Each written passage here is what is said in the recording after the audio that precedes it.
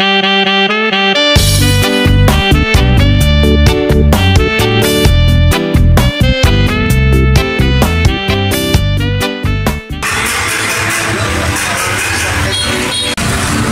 tayo yun sa may motor trade sa may Luzon.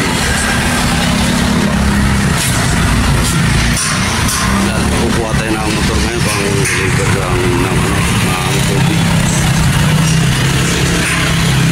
Hindi natin kung may re-release. Nagaan na natin para bumabagin natin yung araw. Linggo. Ngayon nagaan na natin. Antayin natin ma-release yung motor natin.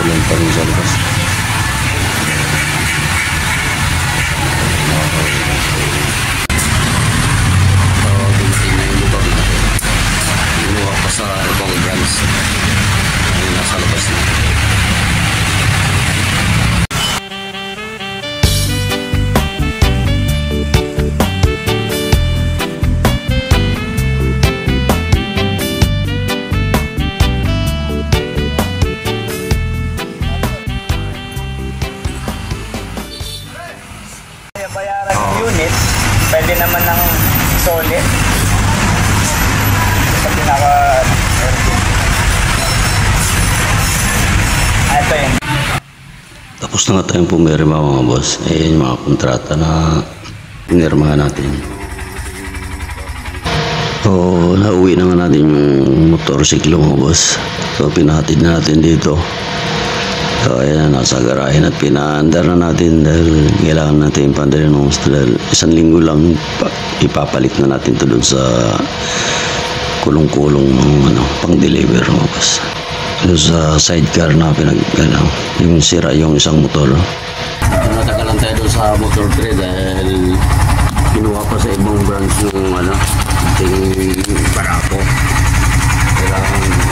Wala silang stock, nakuha na yun kasi hindi ako nakabalik agad ng karami nito. Nag-busy tayo. Naibigay nila sa iba.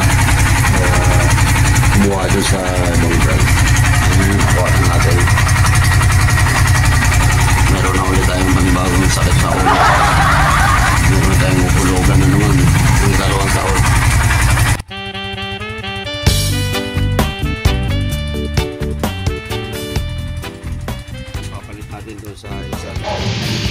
So dito natin nilagay yung mga boss itong papalitan natin itong China ng motor. Dating ko kasi galing Japan dahil wala yung makina sira naman ito natin siya kailangan natin palitan. So yan na lang muna mga boss. Maraming salamat.